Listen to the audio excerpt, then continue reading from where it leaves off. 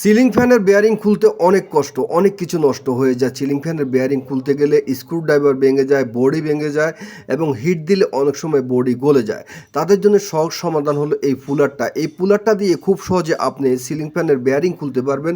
কিভাবে খুলবেন একটু দেখাচ্ছি। তো দেখে নিন, আমি সর্বপ্রথম পুলারের ভিতরে কী করেছি, বেয়ারিংটাকে এভাবে ঢুকিয়ে দিলাম।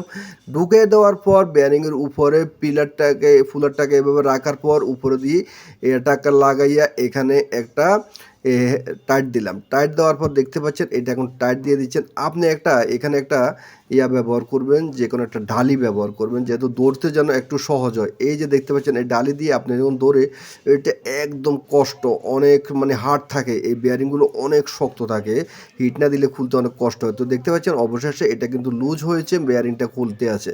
তো বেয়ারিংটা খুলতে কিন্তু অনেক সহজ, লাগাইতে কিন্তু একবারে সহজ, খুলতে কিন্তু অনেক কষ্ট।